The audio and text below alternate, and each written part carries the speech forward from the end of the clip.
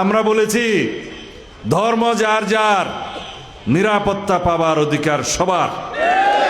এই আমার সনাতন ধর্মী মা বোনেরা বসে আছে, ভাই বন্ধুরা বসে আছে, তাদের মুখের হাসি দেখে বোঝা যায় তারা বিএনপির হাতে নিরাপদ।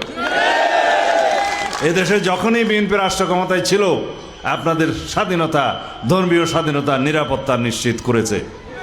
মানুষের বাক ব্যক্তির স্বাধীনতা ছিল না, এদেশে গণতন্ত্র ছিল না। আপনারা কেউ নিরাপদে, শান্তিতে, মুক্ত পরিবেশে স্বাধীনভাবে ভোটাধিকার প্রয়োগ করতে পারেন নাই। পেরেছেন?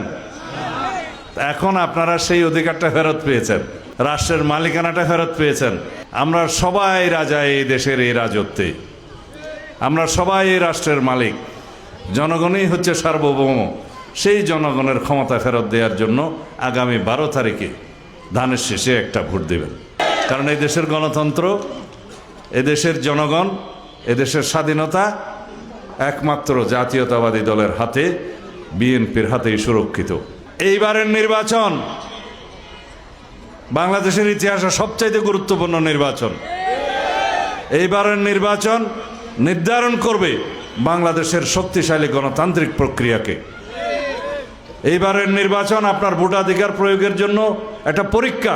স্বাধীনভাবে, মুক্ত পরিবেশে আপনি আপনার ভোট প্রয়োগ করবেন, আপনার প্রার্থীকে, পছন্দ মতো প্রার্থীকে আপনি নির্বাচিত করবেন এবং গণতন্ত্রের স্বাদ ভোগ করবেন।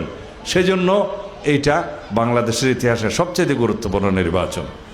এইবারের সংসদে, আগামীতে যেটা আপনারা নির্বাচিত সংসদ করবেন, সেই সংসদে বাংলাদেশের সবচাইতে বেশি আইন প্রণয়ন হবে এবং সবচাইতে বেশি সংবিধানের সংশোধনী হবে বাংলাদেশের মানুষের অধিকার রক্ষা করার জন্য, এই দেশের গণতন্ত্রকে সুসংহত করার জন্য এবং এই দেশের নিরাপত্তাকে নিশ্চিত করার জন্য। বাংলাদেশ জাতীয়তাবাদী দলের প্রত্যেকটা নেতাকর্মী এটা নিশ্চিত করবে যাতে আমার সনাতন ধর্মাবলম্বী ভাই বোনদের নিরাপদে সবাই ভোট কেন্দ্রে আসতে পারে, ভোট প্রদান করতে পারে, স্বাধীনভাবে তারা তাদের মতামত এবং রায় প্রদান করতে পারে। সেটা শুধু ভোটের দিনের জন্য নয়, আজীবনের জন্য আমরা এই দেশে ধর্মীয় স্বাধীনতা, সম্প্রীতি বজায় রাখতে হবে।